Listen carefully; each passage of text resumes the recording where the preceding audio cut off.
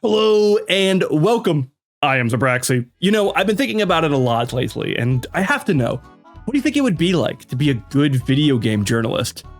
Breaking news, this just in, Metroid 2 is getting its own remake. Not quite sure Metroid 2, but that's alright. This comes right off the heels of the Zero Mission remake, so it's only been about 13 years since the last one, so maybe by this one we'll get our Metroid Fusion remake by 2040. Also in other news, Sony does not remember that Legend of Dragoon exists, and that's a damn shame.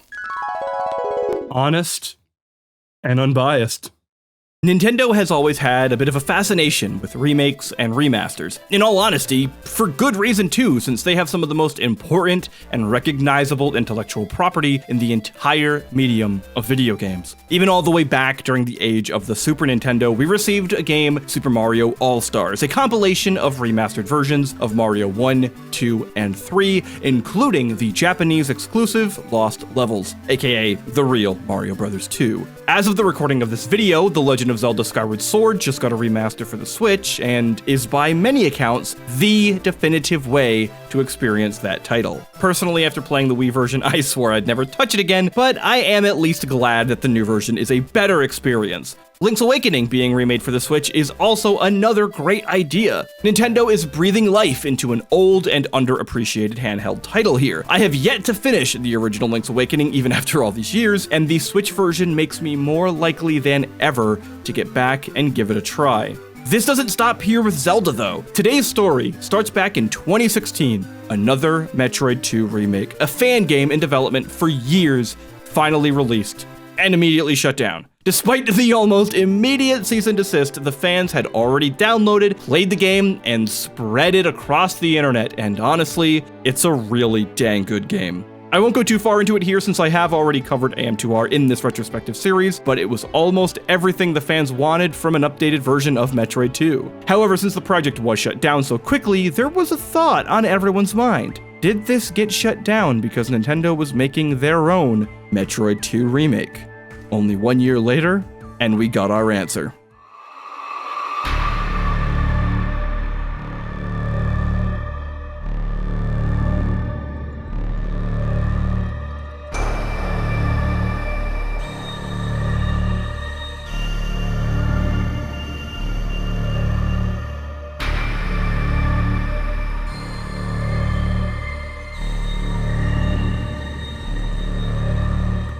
While Samus Returns did finally come out, it came out really late in the 3DS's life cycle, and it also came out like 6 months after the Switch had been released, which was a really questionable decision by Nintendo, let's just go with that. Despite that though, Samus Returns is so critical in that line up to Metroid Dread. It's just, its development is so important there, and we need to talk about it. So let's finally get into the Metroid 2 remake that fans have been clamoring for, this one made by Nintendo.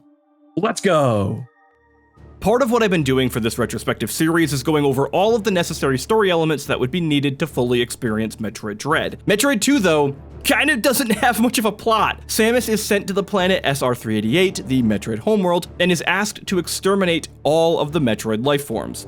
That's basically it. While the franchise staple of environmental storytelling does exist, it too is lessened significantly in Metroid 2 compared to basically every other entry in the series. This is true even for the fan remake AM2R. The plot in AM2R is just as I described in that title, but with the only real additions being further acknowledgements to the BSL research station from Metroid Fusion, and some other bosses that weren't in the original game that also help tie the game more closely to Fusion. Samus Returns does the same for the most part, but in a slightly different way. For the first 99% of the game, there exists very little fundamental change to the story, and only at the very end is there even a reference really to Metroid Fusion and Planet SR388's importance to it.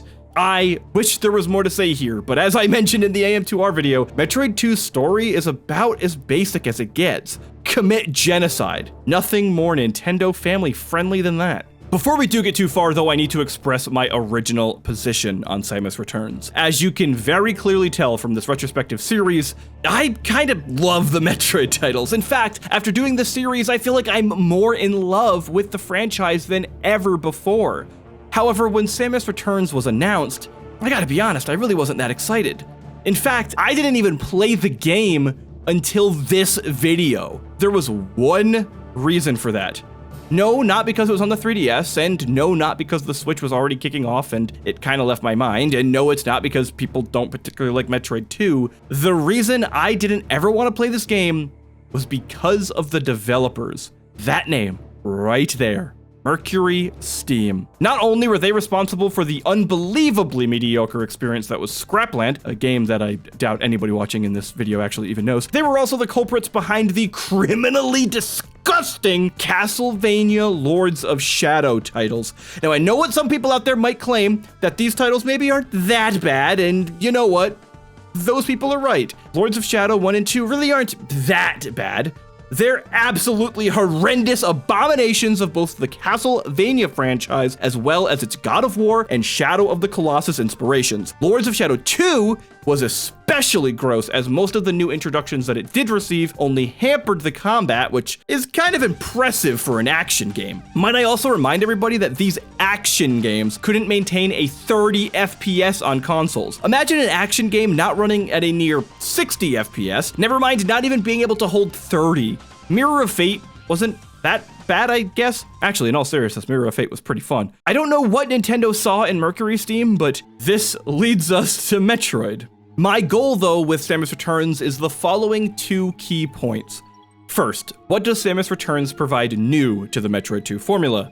Second, what are some gameplay elements that will carry over into Dread? I've gotten a lot of crap for referencing AM2R as Metroid 2, but honestly, they are so close in core concepts that it's really hard not to. Metroid 2 on the Game Boy is neat, considering that it's a handheld title, and at the time of the industry, it was made, and that's pretty impressive on itself. But AM2R brings all of what Metroid 2 was to the modern age. It is a true remaster of Metroid 2 Return of Samus that just so happens to not be made by Nintendo themselves. Metroid Samus Returns, on the other hand, is also incredibly faithful, but does take significantly more liberties in terms of gameplay. In essence, the first question that I mentioned about what Samus Returns brings new to the formula is essentially answered by the second question.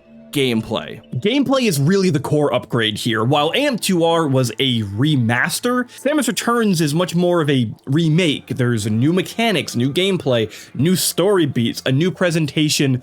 This is what Metroid 2 would look like if it was made in 2017.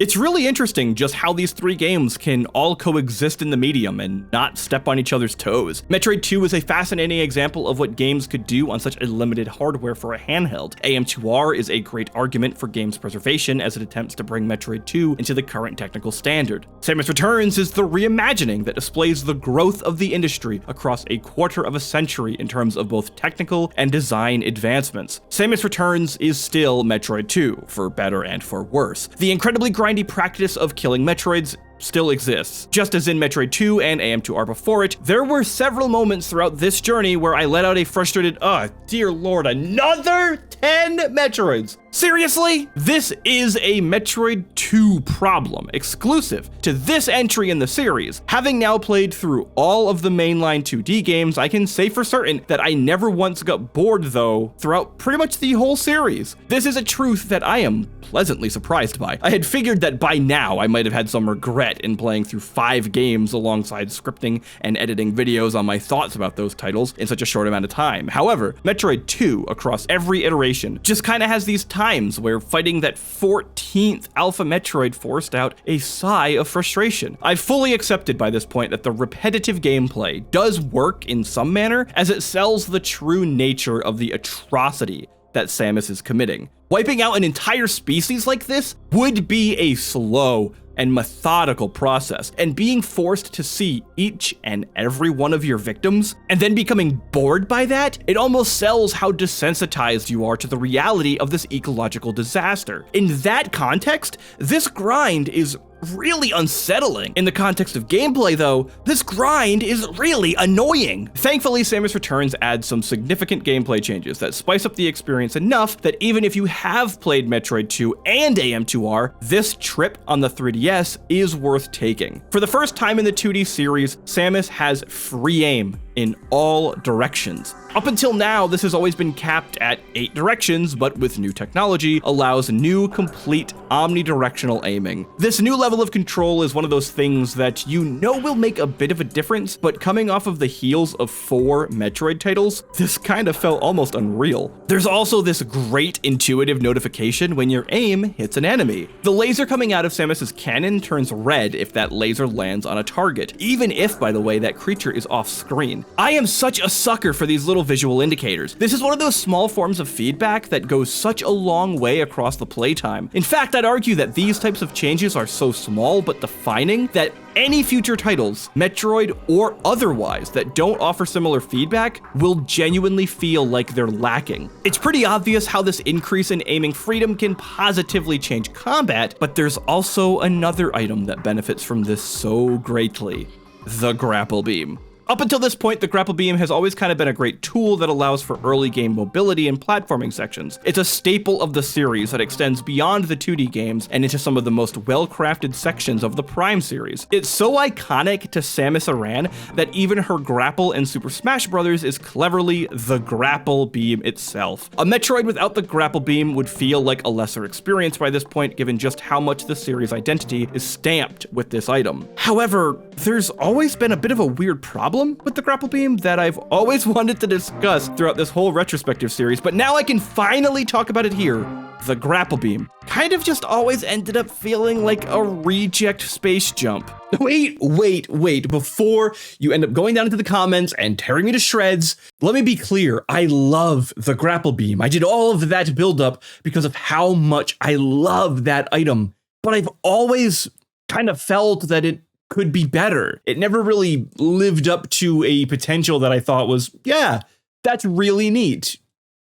Until now.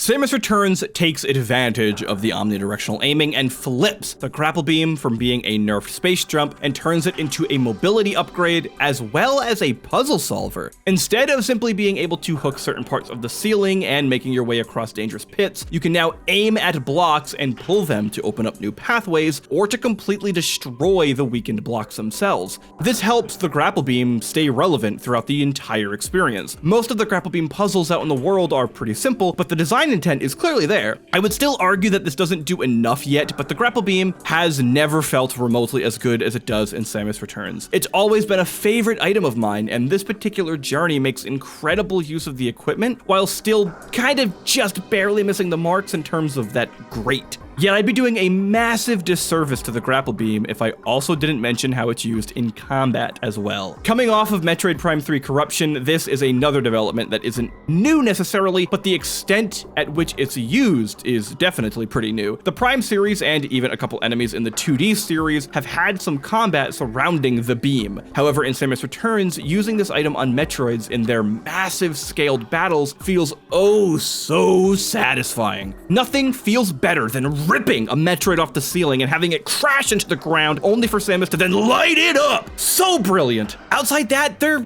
aren't really any new additions to the base Metroid kit from the previous games. This doesn't mean that there isn't anything new. No, far from it. And very thankfully, there are new toys around because much of the mundanity that exists in Metroid 2 still exists in AM2R, which still exists here. So let's take a look at the new mechanics of Samus Returns. The new bits of the gameplay basically boil down to the counter mechanic and the Aeon abilities.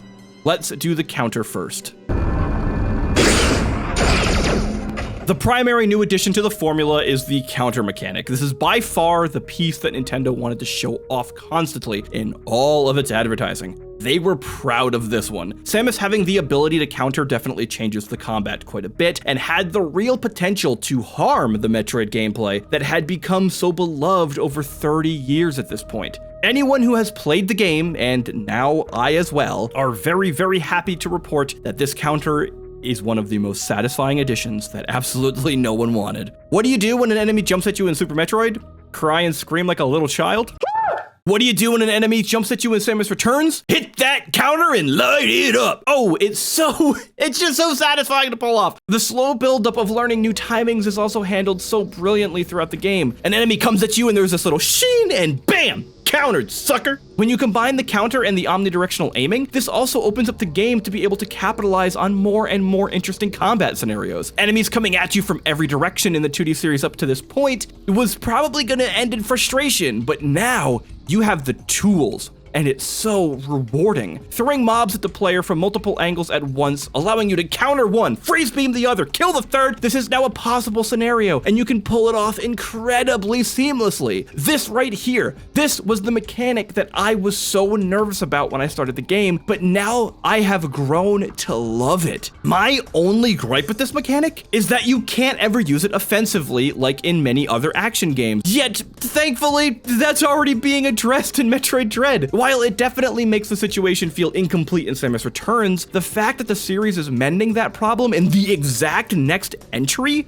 is about as good of a scenario as you could ask for. I would argue that the counter does even more though than just its general gameplay implications. As I mentioned earlier, there is a Metroid 2 problem that exists across all of its iterations. That issue is mundanity and repetition, the feeling of grinding against these Metroids. Fighting the Metroids, while fun at first, will lose its luster rather quickly, and you have to fight the same ones over and over and over, and oh, please make it stop! This feels like it extends to general map navigation as well. I'm not sure if it's because the player is already fatigued by the repetition of Metroid encounters, or if the enemy and level design really is built this way, but even navigating the world often felt repetitive at times. This isn't an issue of backtracking or anything along these lines, but there were several times where I would be moving to the next point in the game and I would sit back wondering, man, why does this just not feel good?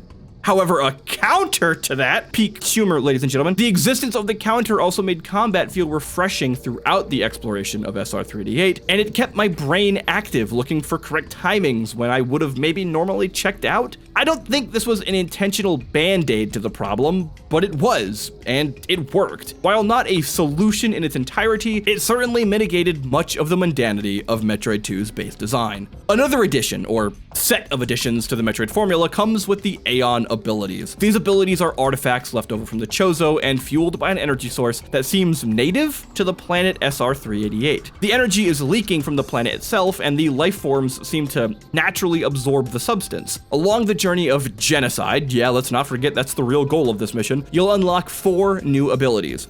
The first is the Scan Pulse. This is an AoE scan visor, or X-ray scope from the other entries of the series. You hit the button and... The second upgrade you unlock is the Lightning Shield, which acts as a protective shield draining Aeon rather than HP. Imagine the magic armor from The Legend of Zelda. It also powers up your counter, but that's a very minor effect, realistically. Also note that while defeating enemies can grant Aeon, you will always get a guaranteed amount of Aeon by performing a counter and then killing the enemy. Would you look at that? 2 new mechanics intertwined into one another. This is actually something that I wish more games would do. It's really not that difficult. Tie a very simple mechanic like the counter into an optional, more complex mechanic. This allows the player to extrapolate as much potential from these systems as they desire or are mechanically able to. I am such a sucker for synergistic design. It's kind of like the Diablo 2 skill trees, which I have a lot to say about there. Wait, dear Lord, do not go down this Diablo 2 discussion. If I continue down this path, I'm just going to change subject matter halfway through because it's Diablo 2, Metroid. This video is about Metroid, damn it.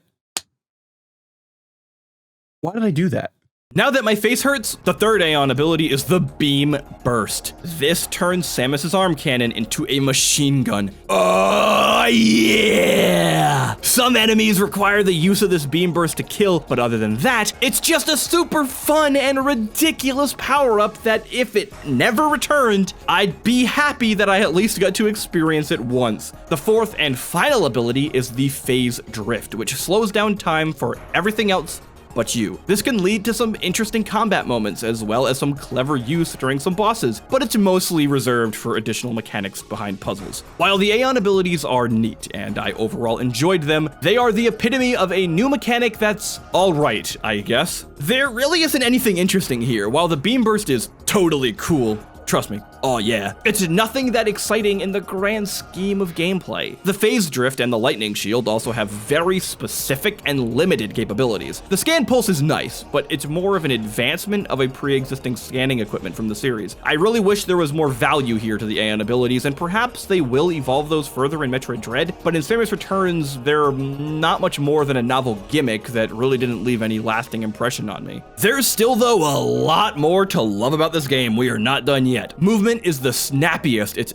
ever been. Samus responds on a dime, and each and every input feels weighty and worth it. In my Metroid Fusion video, I mentioned how the addition of the ledge grab made general navigation the most satisfying the series had ever been to that point. Discovering everything about the BSL was incredibly satisfying. Samus Returns takes that not just a step further, but several leaps. The jump trajectory, the general speed of Samus, the immediate response to every action, controlling Samus Aran has never been better. The level design isn't perfect by any means. There are far too many movements where you drop down a little and then land on an enemy and you'll have to wonder, why?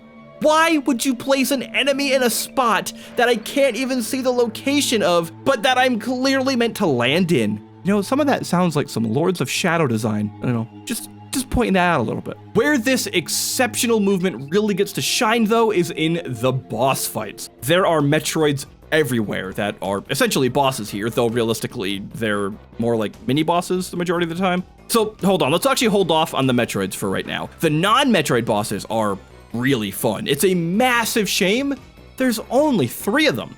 That's it. There's Arachnus, which is by far the best encounter with him thus far. It's far closer to its Metroid Fusion counterpart, which is a wonderful touch to help tie the 2 games together. This fight helps remind me actually a lot of the Armored Armadillo fight from Mega Man X. It's not anything to really write home about, but it's a solid encounter that sets the stage in terms of difficulty and mechanical prowess that bosses will present in this game versus the other entries in the series. The second boss is one boss, but a couple different encounters. The Diggernaut, this massive machine, starts off by chasing Samus through the depths of SR388. This sequence is challenging and a bit of trial and error, but it's a wonderful display of just how far movement has come in this franchise. You'll use the Morph Ball, Spider Ball, Grapple Hook, Ledge Grab, and then into the Morph Ball, and every other combination imaginable to make your way through this sequence. There's also a playful run of expectations with some fake-outs along the way. All of this wonderful obstacle course of movement to finally unlock the space jump, the ultimate mobility in Samus's arsenal. The second encounter with the Diggernaut is a proper 1v1 boss fight, and it's not easy. Complete confession here, but I probably died more on this Diggernaut encounter than I probably died in Zero Mission, AM2R, and Super Metroid combined.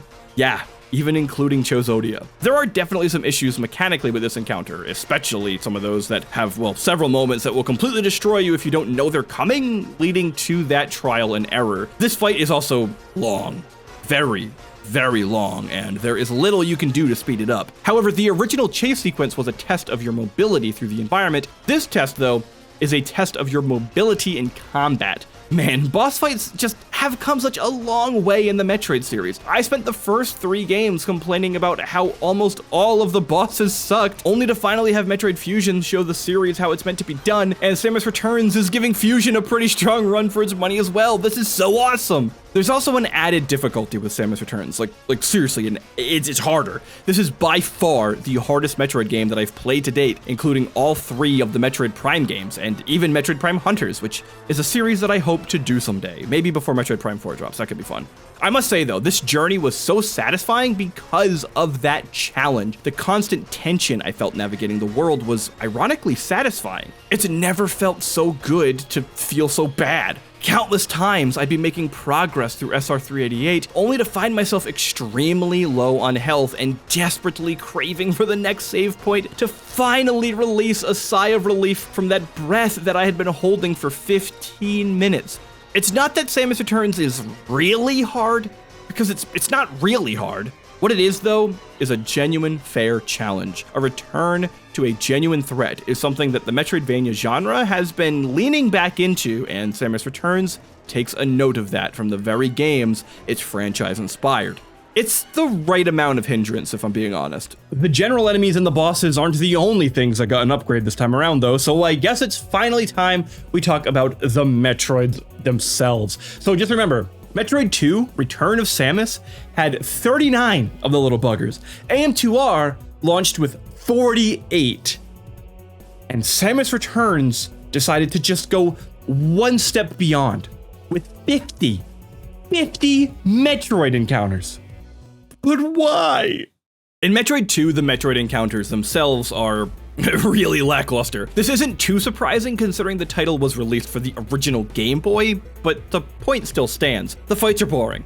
I criticized AM2R as well for having really dull encounters. Everything outside the Omega Metroids are mechanically lackluster, with the most excitement stemming from the fact that every Metroid nudges into Samus as if it's trying to give her some kind of hug. Cuddling with a Metroid would seem cute until you remember they're Metroids. So what about the fights in Samus Returns? There are 50 of the little buggers, so there's a strong chance that you're going to get fatigued, just like all of the other Metroid 2 games. Well, the first form, the Alpha Metroids, are definitely better than their AM2R counterparts. They actually attack you, for one, and have way more interesting patterns. You can also shoot them with a charged up ice beam and force them to the ground, which is kind of a nice touch. Besides that though, yeah, the Alpha Metroids are still incredibly dull, and the fact that there are so many of these suckers is really unfortunate. So right out of the gate, you could say that my expectations were pretty low. While I knew that inevitably the Omega Metroid fights would probably be pretty good, the Alphas just spiraled my expectations out of control. I didn't care. I wasn't excited for any of the encounters going forward. And then they got really good. Battling against the Gamma Metroids is such a step up. Where Alphas felt like regular enemies with slightly more health, Gammas are a massive step in difficulty, and they really feel like mini-bosses in their own right, which is pretty much how these encounters should feel, I would argue. There's this AoE pulse attack, a lightning strike, an air, and a ground phase, with the ground phase having a charge attack, a blast, a counterable melee. It's so nuts how much more advanced these are compared to the original Gammas of Metroid 2. Even AM2R's Gamma Metroids had a lightning stick and, that's pretty much it. It's around this time that Samus Returns is starting to show players what it's truly capable of. To prevent some mundanity, it also throws in some alterations of Gammas with some pretty cool, interesting mechanics like navigating tunnels that you have to chase the enemies through to different parts of the map, and there are even elemental variants. The Zeta Metroids are also yet another massive step up from past iterations of the franchise. Your strategies that you develop against the Alphas and Gammas are very quickly shattered against the Zetas. The slow and lumbering movement of the first two Metroid forms is replaced by an extremely agile and fast creature.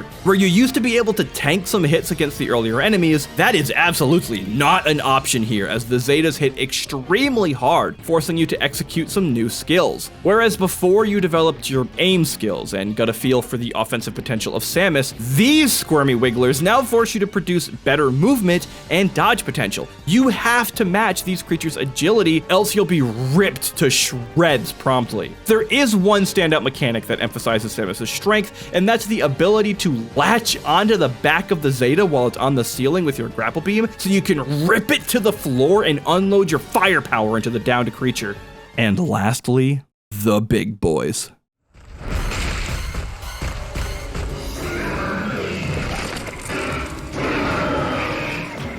Every Omega Metroid encounter feels like a boss fight. I mentioned in my AM2R video that Omegas might be my new favorite enemy to fight in the entire series, and Samus Returns emphasizes that point spectacularly. These things are huge, and while slower than Zetas, they are incredibly quick if you're not careful. Every hit from an Omega Metroid feels debilitating, and the matchups against them almost don't seem fair. The raw power of these Metroids is shown in these fights as you're forced to execute upon everything that you've learned from their earlier life forms, while also developing new strategies along the way. Also, these things don't just breathe fire like in the previous games, but they shoot this fire laser that shreds the room.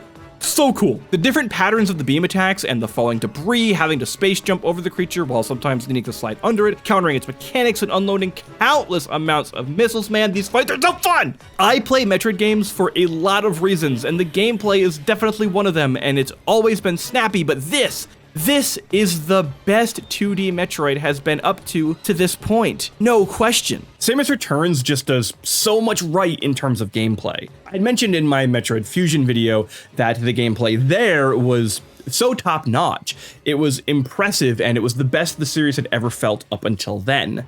And then Samus Returns came around, and comparing Samus Returns gameplay to Fusion is like comparing Zero Mission to the original NES Metroid. And I mean that in the kindest way possible. It's that big of a leap. And then there's the level design. Yeah.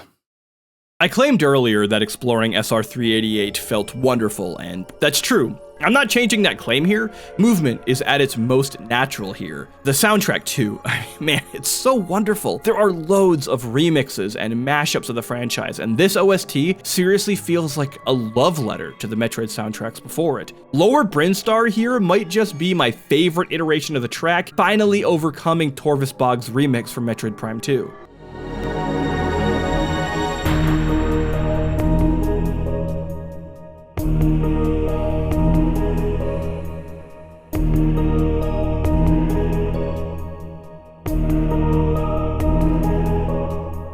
I'd be committing a most foul sin if I didn't point out the absolutely killer remix of the Super Metroid theme during the opening recap.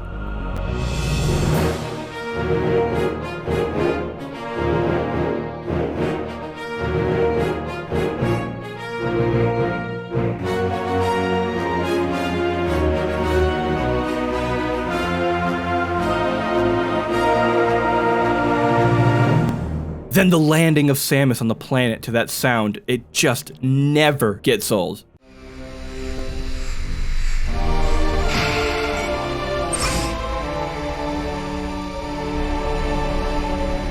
Followed immediately by the phenomenal rendition of the surface theme of SR388.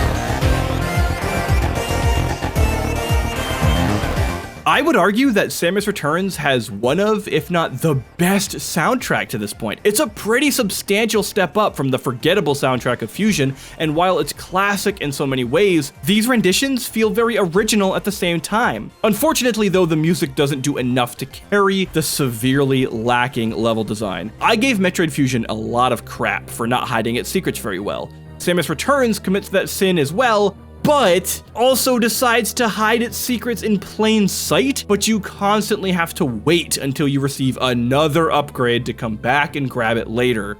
While the Metroid series does this often, the rate at which it happens in this remake is so high that I started placing bets with my girlfriend about what the next item was when it was going to actually be obtainable or not. What makes this even worse is that one of the quote-unquote upgrades you need in order to get these items you won't receive until after the final boss, which by then you have to return to the entirety of SR388 to get all of these upgrades that you couldn't get before. Seriously, you need to beat the final boss to obtain at least 4 upgrades, and there might be more than that, but I remember 4 specifically off the top of my head. And again, this might not normally be a bad thing. In Metroid, if you can see an item that you can't unlock yet, it's not a big deal. The reason it's not a big deal though is the critical difference here. Backtracking in the 2D games occurs rather often, but you don't always backtrack through a room directly, but you might navigate a new path adjacent to it.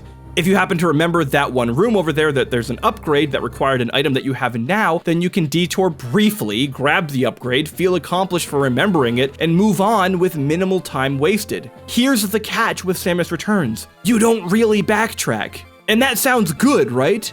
I mean, Fusion was linear and all, and it can't be that bad then, right? Wrong.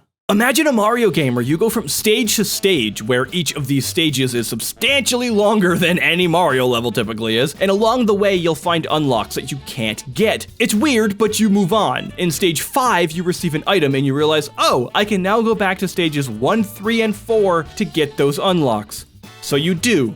You go back to those stages, replay the entire levels, get the upgrades that directly help your progress, such as being able to take more hits, and you question, why in the world would the game make you go back there for no other purpose than to unlock the upgrades other than the reason to try and waste your time? Next question. Why in the world would the game not just tie these unlocks along the way so the player would still feel clever while continuing to make forward progress? Next question. Why in the world does the game not present the upgrades near teleportation stations so the backtracking feels at least like a slight detour that the series normally does, but instead can tuck these upgrades far and away in the middle of nowhere, and it can take up to 15 minutes just to track back because you need to remember that, oh, yeah, you can unlock something there and you might end up getting a couple extra missiles, but you spent all that time. How did the series screw this up after 31 years? 31! The Metroid franchise has always had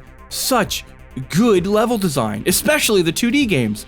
Even Fusion, an extremely linear game by comparison to its predecessors, doesn't make this mistake and allows the players to return back to an area on their way to the next step and grab the unlocks. This is so elementary. Something else that's truly lacking is just kind of how gamey the whole Metroid shrine system works. In the original game, killing all of the Metroids in an area would lower the lava. In AM2R, the same would occur, but the logs at least acknowledge that there's this weird phenomenon causing earthquakes at seemingly random intervals. It provided an in-game explanation of what was occurring while still shrouding the in-world reasoning and mystery, thus not having to directly address the video game elements themselves. Samus Returns, on the other hand, just shows a shrine of Metroid figures and lights it up when all the Metroids in the area are dead, and then the poison water now lowers. What? How? Why? How does a shrine know there's exactly 8 Metroids around, and when their DNA specifically, those 8, is dumped into the system, it releases some sort of valve to drain the poisonous water, allowing further exploration to the planet? At least in AM2R, there's a scouter that scans how many Metroids are in the area, which at least that doesn't feel out of the realm of possibility. You may think I'm going a bit too deep into this, but seriously, hear me out for a second. In AM2R, when you kill all the Metroids in an area, you may ask yourself the question of, well, why are there earthquakes every time I kill all the Metroids? It's a fair question, and it's rather open-ended. There's not really an answer, so to speak, in that game, and it's one question. That line of thinking goes down one question. In Samus Returns, though, because they decided to try and implement an in-lore reason for gameplay and whiffed, you get questions like, how did the Chozo know that there were certain amounts of Metroids in a single ecological system? How did they know there would never be more than 10? Why did they build the shrines to begin with? Why does interacting with it with Metroid DNA do anything? And why does it lower poison water? Why is there poison water? Why and how did the Chozo build reservoirs around this poison water to the point where they can remove it at any moment? Well, not any moment, you have to kill Metroids and feed it DNA, which is also weird because the Metroids were created by the Chozo. So why would they then need to kill them to go deeper and to get to more of them?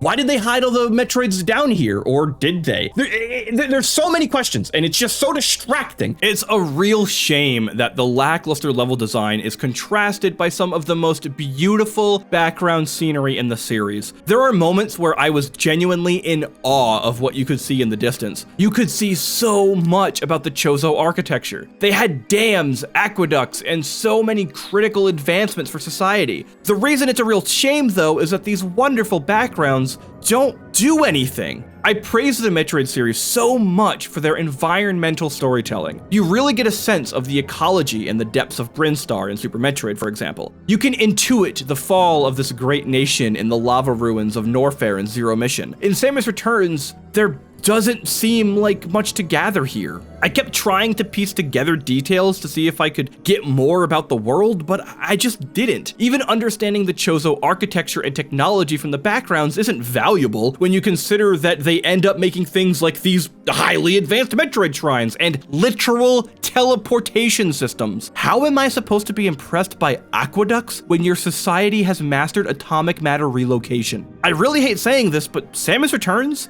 outside Metroid 2, has easily the worst level design of the entire franchise, Prime games included. What's more disheartening is by just how much it's worse. You can tell the Lords of Shadow people were behind this choice. Yeah, I'm still not over Lords of Shadow yet, okay? It's gonna take decades to erase my mind of those games. Another reason this poor level design hurts me so much is because of just how much you're forced to engage in it. Certain games have critical elements that you just can't screw up. If you misstep on those things, then the game suffers severely with little chance of redemption, no matter how good the other parts are. With Metroid, and Metroidvanias by extension, level design is one of those things. Imagine how bad level design in a Banjo-Kazooie game would be. It would ruin the whole experience, right?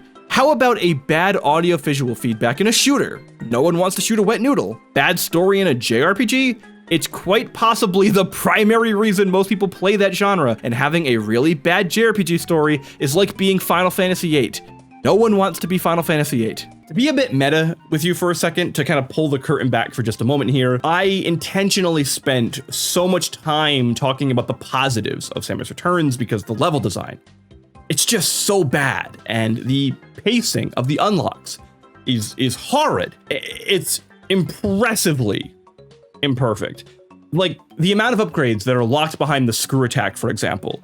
And these upgrades are spread across the entirety of the map, across all elements of the game from the first, hour to the last hour. But yet it's one of the last upgrades you get, meaning your path in Samus Returns is jagged. It's all over the place like a wild man. Whereas like AM2R and other Metroid games, like maybe better as an example is Super Metroid, it's a little more fluid. You might kind of, go off to the side and loop back. But in AM2R, to get everything, you just kind of, it's nonsense.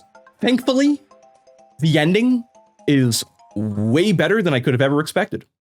Our trek to the final location of SR388 is wonderful. By this point, you're space jumping around everywhere, and this is by far the best the space jump has ever felt. The other games always had this weird timing in order to execute the space jump reliably, but Samus Returns makes this upgrade feel so smooth and snappy, a trend that exists to all of the gameplay in this title. The final set of upgrades, the Gravity Suit, Plasma Beam, and Screw Attack, are all unlocked within like 15 minutes of each other, and this spike in power oddly reminded me of the end of Zero Mission, arguably one of the most powerful moments that you ever feel in a Metroid game. This is that theme of power that I spoke so much about in Zero Mission, and it's still recurring 4 videos later. Moving through this new location, we stumble upon more Metroids. Pure Metroids, though, that we all know and fear by this point. After playing 5 of these games back to back, it's impressive just how instinctual it is to deal with them now. I don't think, I just do. Handling these creatures is muscle memory, the purest of survival instinct. What's also just as impressive is how unsettled I am each and every time I still see one. Despite these enemies being relatively easy to take out by this point, Metroids still emulate that idea of a glass cannon. One wrong move, and they will destroy you. And then we enter Mama's house.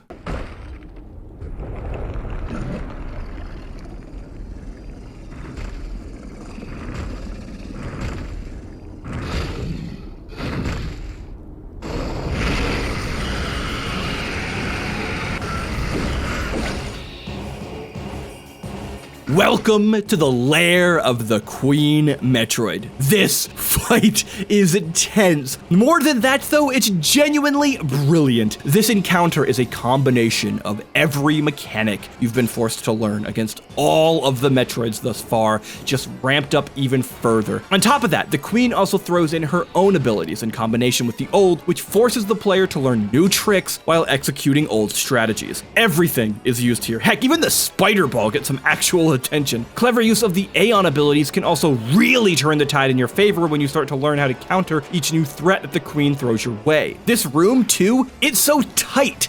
There's such little room compared to every other massive arena that you could fight the Metroids in before. You have entered the Queen's lair. You're fighting on her turf, and it's truly feeling that way. This encounter follows the same wonderful principle of Metroid Prime, the final boss testing everything. Whereas Super Metroid went for a strong emotional finish, and AM2R went for a spectacle, the Queen Metroid is a final puzzle. It's a thrilling mechanical closer that will force your heart to race every attempt and end in a strong feeling of satisfaction. And now it's Samus who's the Queen here, boys. Let's go! On our way out of the lair, we bump into the egg of the baby Metroid. I have criticized Metroid 2 and AM2R in the past for the handling of this moment. AM2R conveyed the subtext wonderfully with expressive animations, and it allowed the player the ability to intuit Samus's motivations. It wasn't perfect by any means though, but it was another example where the franchise let the player feel out who and what Samus was in many ways. This scene, right here, was the primary reason I wanted to play this game though. I just needed to see how Samus Returns handles this moment, since it is so critical to the franchise. What we get is, actually, maybe it's best if I just let you watch it.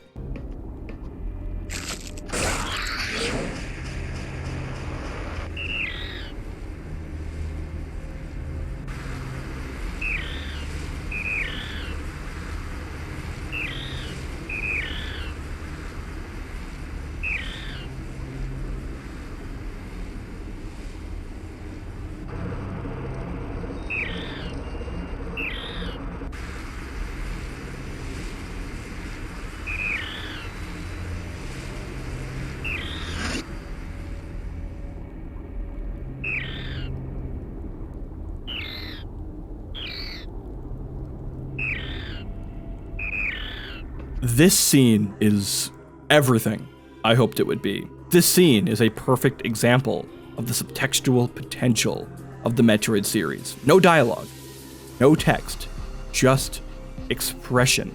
You can read Samus feeling the baby Metroid out. You get that feeling of safety the same time Samus does as she lowers her weapon. We, the player, are perfectly able to intuit that this creature isn't a threat, and that Samus can't bring herself to exterminate a living creature that has done her no harm. It's truly inspiring, and without question, the best representation of this final scene, even over AM2R, which honestly did a pretty dang good job. The baby Metroid serves a larger purpose here though, than just for lore. Remember how I mentioned earlier that the final upgrade you needed to unlock some upgrades later on would come only after the final boss? Well, unique to Samus Returns, the baby Metroid is that final upgrade. The creature can eat these stones, which in turn allows you to explore even more of the planet. Something I definitely wasn't expecting is that once you unite with the baby, you can fully re-explore SR388 with no pressure at all. You get to further develop the relationship between Samus and Squishy. Yes, its name is Squishy, just ask anyone. This exploration really helps stamp down that relationship between Samus and Squishy, and in turn, you, the player. This is what I've been looking for. This is done through nothing but gameplay. This relationship building is all subtextual and through the raw interaction of the medium. This is that X-Parasite to X-Factor that I've been looking for. This is what Metroid games do better than any other series. This has been a pretty long video, but I think now we can finally start to wrap up my thoughts.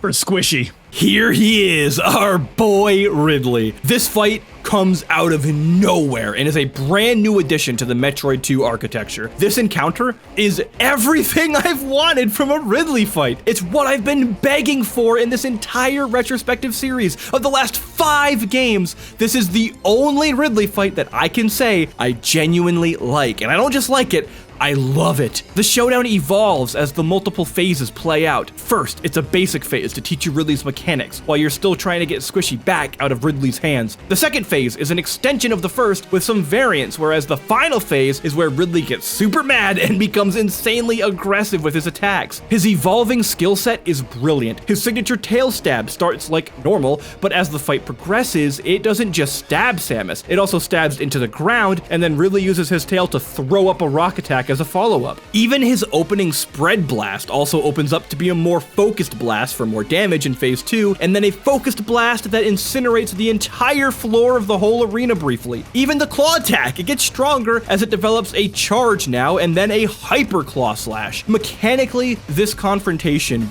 is incredibly satisfying. Maybe not as much as the Queen, but pretty dang good. Where it really shines to become my favorite fight in this game, though, is the spectacle of it all. I love watching Ridley, Samus, and Squishy flying through the air trying to attack their enemy. There's just something so visceral about Samus shoving her gun in Ridley's mouth and launching rockets down his throat. We finally can spam the rocket button in a really cool way. During the transition cutscene, though, there's this moment where Squishy comes in and starts sucking the life out of Ridley briefly. And when it finally gets off of him, you can see the Metroid give Samus the energy that it sucked up, perfectly foreshadowing this ability that would later be used by the same creature in Super Metroid during the encounter with Mother Brain. That is so cool. Something else cool to note, because there isn't enough already, is that this manifestation of Ridley is known as Proteus Ridley, and his design is a clear evolution of Omega Ridley from Metroid Prime 3 Corruption, further establishing the Prime trilogy as taking place between Metroid 1 and 2. This whole scenario with Ridley is a perfect closer for a Metroid game, and it finally displays the true potential of a 2D Ridley altercation. The only downside to this fight is that its addition screws up a little bit of the story, since Samus mentions in Metroid Fusion that she owes the baby her life 2 times over, once for Mother Brain in Super, and once for the X-Parasite vaccine in Fusion. Now though, okay, who cares? The ending is awesome! Finally, Samus and Squishy hop into the ship to escape SR-388, setting up the foundation for Super Metroid. Also, a little neat touch is that when you beat the game, you can still see Squishy hanging out in the ship with Samus on the title screen. Nice touch. Wow, when I originally started writing this video, I seriously did not expect it to go this long. But finally, now I think I can start wrapping up my final thought.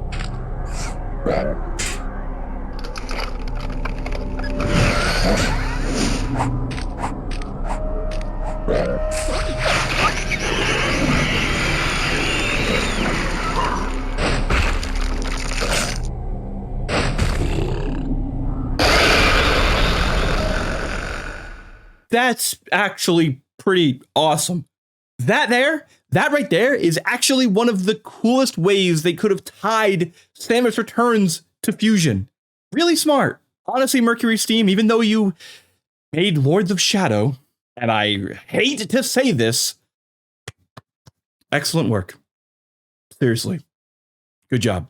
Samus Returns was such a wonderful surprise. This gameplay is the best the 2D franchise has ever felt, and is arguably the best feeling gameplay in the entire series up until now. This pushes the boundaries of what a remake can be, and it brought to light easily the most overlooked entry to the mainline Metroid series. The level design is incredibly lacking, and the pacing is impressively sporadic at times, but honestly, this was so much fun. Samus Returns gets a lot of trash from the Metroid community, and yeah, it really deserves a lot of it. The environmental storytelling is embarrassingly lackluster, and despite some decent subtext at the end, the main chunk of the game is completely absent of it, leaving you to navigate through the Chozo Memories system to get the real lore of the world, something completely antithetical to the Metroid experience.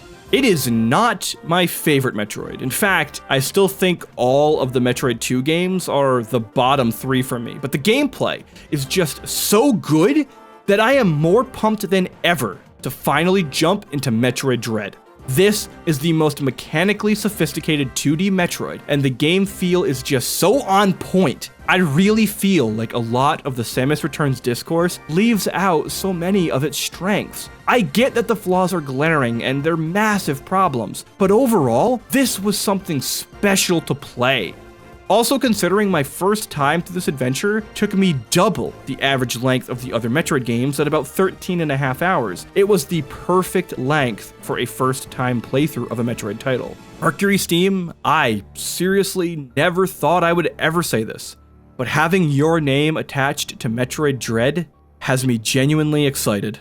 Wow, this video really did get out of hand. I know I joked about it several times in the video, but I mean it. This was originally intended to be a pretty short one, but there was just so much to say. If you made it this far, seriously, thank you. Trust me, I wouldn't wish upon anybody to have to deal with me for almost an hour here now. So, thank you for sticking around. If you somehow have made it also to this end, then hey, you know, I have socials and stuff down there.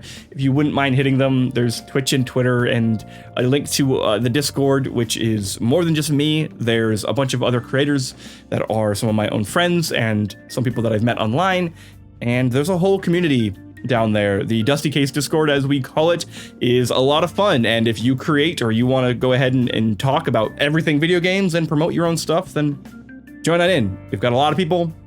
It's a lot of fun. With that, though, we have finally caught this video series up to Metroid Dread, and I can't wait.